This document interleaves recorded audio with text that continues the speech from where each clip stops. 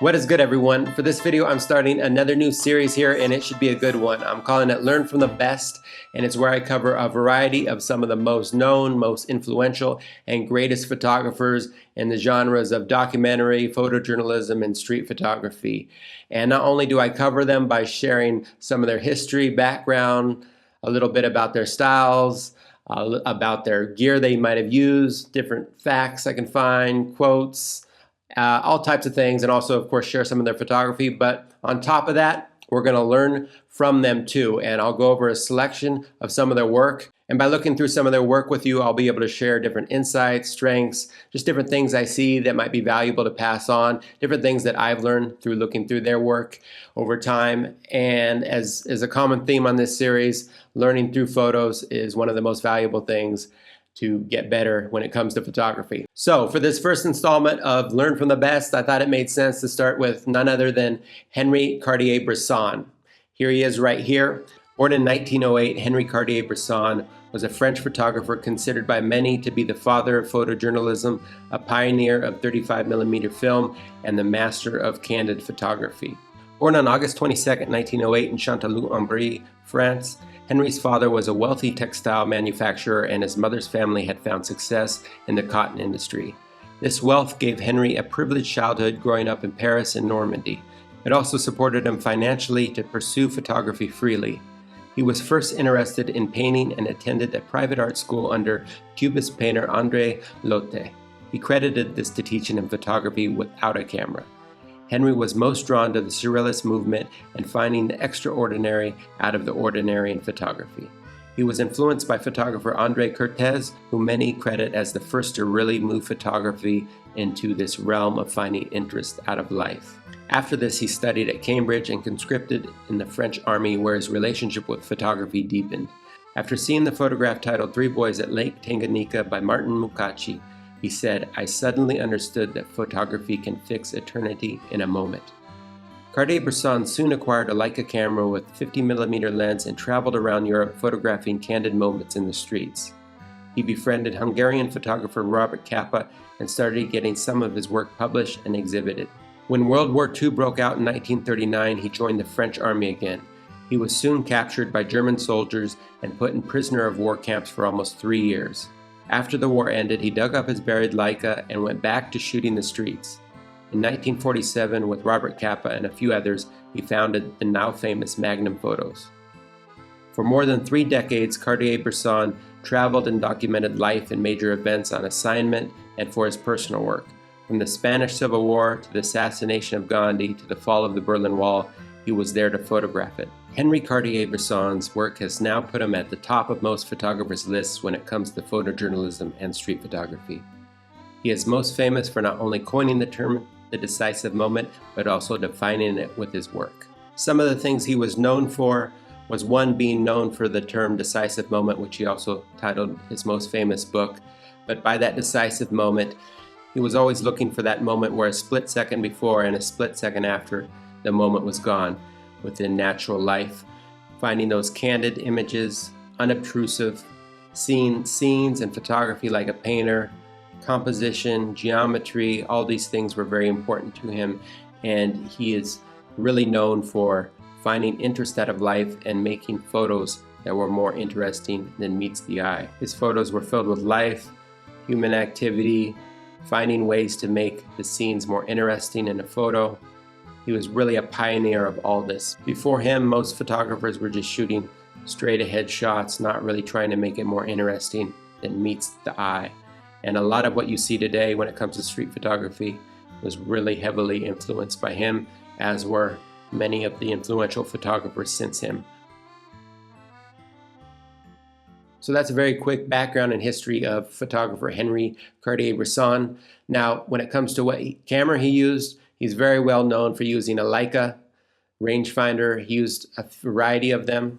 He started with a Leica 2 and Leica 3 with a collapsible Elmar 50mm, but the preferred setup for most of his life was a Leica M3 with collapsible 50mm Summicron. And the 50mm lens was really what he used exclusively most of his career.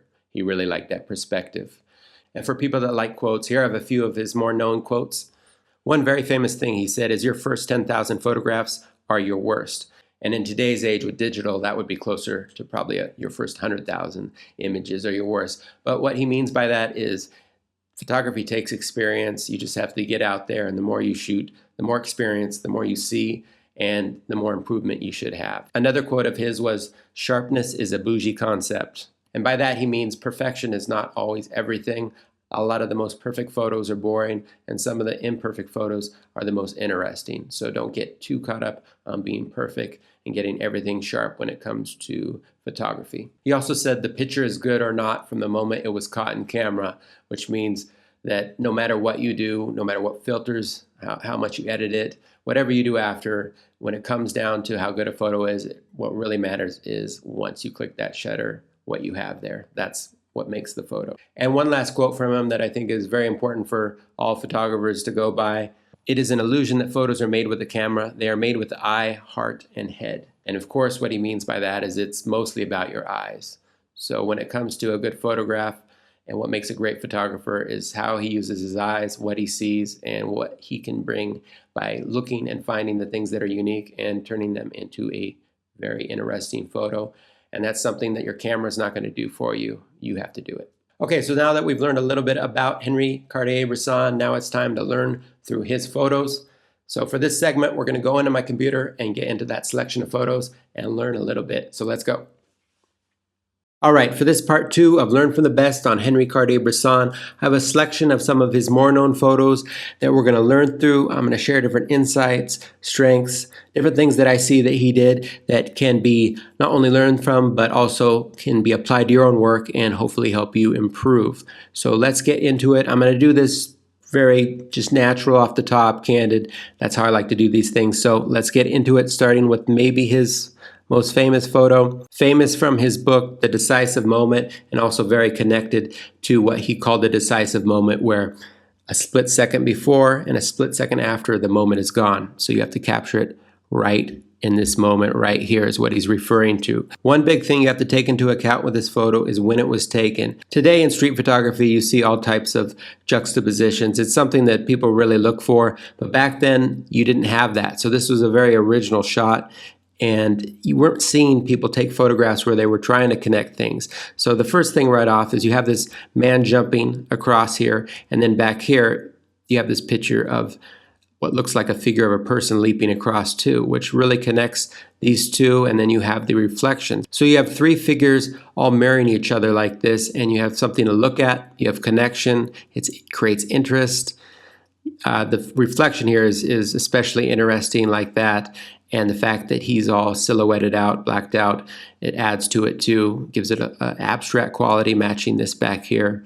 It's just an interesting photo and a very original photo to look at, and he caught it perfect timing just like that. So some of the things you can learn from this photo are looking for connections like he has here. Also the timing. He probably knew that he was about to leap like that, so he caught it right at the right time like this.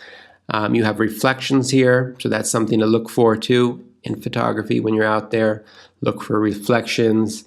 There's just a lot going on here, and for the time, this was an extremely original shot that has influenced generations of photographers since. Okay, with this photo, like the previous one, you weren't seeing things like this at the time. This is very original for the time. Now you see a lot of using geometry in the streets and things like that, but back then, he's really a pioneer of this. And what he's doing here is using his environment and the geometry of his environment to create an interesting photo. So he's using these lines here of the staircase, and then he's also waiting for some life to get right in here. So you have the environment, the geometry, the lines, and they frame this person in right here, so you have a bit of life to bring it together. So there's geometry, there's an abstract quality mixed with a bit of life to bring it all together.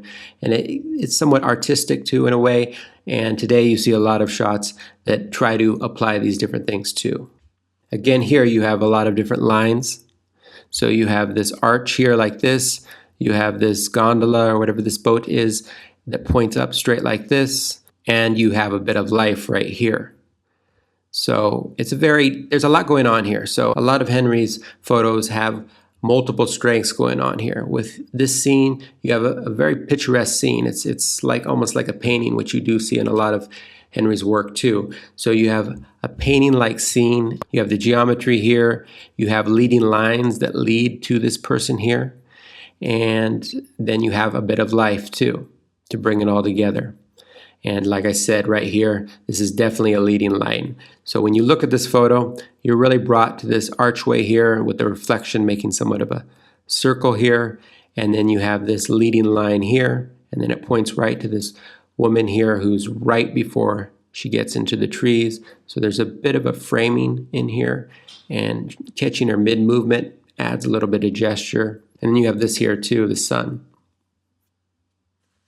So it's very balanced. It's a beautiful photo to look at, like a painting. Here again, you have geometry from the environment and then a bit of life, almost just like the last photo. He's catching her running like this, so there's some gesture, but then around it, you have all this geometry, the door, the squares of the doors, you have the staircases here, and then the shadow adds to the geometry too, creating interest. Again, almost like an abstract painting too. Like I mentioned before in part one, he studied the Cubist painters. He was really into that, and you can see that influence in some of his photos like here. So as you can see from some of the strengths from these last few photos here, if you look for geometry and an abstract quality from the environment and then have a bit of life in there too, it creates a very pleasing photo to look at that's almost like a painting. And it keeps your eyes in the photo and makes you want to keep looking. Here you have a lot of life going on here, but he uses this broken wall here to frame the life. So it's like a frame within a frame now, and then it brings you into all this that's going on, and there's a lot going on here. So he's not up too close. In a lot of his photos, he is somewhat far away. He used a 50mm, but he uses his environment to really put focus on the life and make it more. So since you have this frame, which is also a very interesting frame, it gives you a sense of the environment. And then you come in here and you see these crumbled rocks and you see everything going on here. And he timed it well where there's not really much overlap. So you see all the activity here. You have this boy here on crutches, which is very interesting. You have this boy being chased and grabbed here. Boy back here smiling. She's carrying this bucket. There's just a lot to look at here. And even though it's somewhat far away, the framing really helps bring you in. Here again, he's using his environment very well. You have this really nice background here. These squares right here really add to it. If it was just a completely blank wall, then it would feel like you have too much space up here with all the life down here. But because you have these squares, it adds interest and it balances everything out. So you have all these squares here juxtapositioned with all this life down here. It's a very unique frame. I mean, I don't think I've seen any other photo quite like this, because there's so much going on and it really brings you in here. And this man, of course, is very interesting with the hat here. And then you have the children here. So you have layers here too. The bottom here, the foreground's really filled in, then you have some midground here, and then you have the nice background. Now, there's a lot going on, but there's not too much overlapping. So it's very balanced. You have these three boys here, these three boys here. Threes are together, always nice, and then you have the midground here, catching him just like that with the leg, and then some life back here. Just, it all comes together again, almost like a painting. So taking from this photo, when you have a good background like this, use it to its advantage. And when you have all this life here, get up close, get some in the foreground, and wait and time things until everyone's in the best position possible without having control of the scene here. And that's what he did. Also, when you have interesting backgrounds like this or different things going on, you don't have to take it straight on. A lot of people would take it so you're getting more of the bottom half of these children here. So you would just have the top frame maybe ending right here. But he didn't do that. Most of the time when you frame a photo with all the life so far down here, it probably wouldn't turn out great. But in this case, because of what he sees here, it actually creates a more unique and dynamic photo. So don't be afraid to play with angles and perspective. A lot of times that's what will make the photo more interesting and unique. All right, this photo for me is very recognizable because it happens to be at one of my favorite spots in the world, in St. Petersburg, Russia. I love going to this fortress here by the wall, and you've probably seen other photos too from here. It's always interesting. People like to sunbathe here, and it looks like they've liked to sunbathe there for many, many years. I have a few photos here because you have this gigantic wall and sometimes you have really nice light, and then you also have kind of an interesting thing going on with people sunbathing against the wall, and you can create an interesting photo from it. But that's exactly what he did. I've seen a lot of photos here. This is still probably my favorite one. And for most people, when they see this, it's just kind of an odd, funny scene. Probably do a double take, especially if you don't know this place. And the reasons why this one works so well is, again, you have some perspective here with this man down here and this huge wall like this. That creates some interest. And then you have this man in nothing but a thong here, and the light hits him really nice, so he stands out against this gray wall. And then you have the nice shadow here, which brings more attention to his hands and his body. And then really, though, the best part of this photo, because when you go there, you're going to get people sunbathing. But what makes this photo extra over a lot of the other photos here that are still very interesting is the gesture and the timing.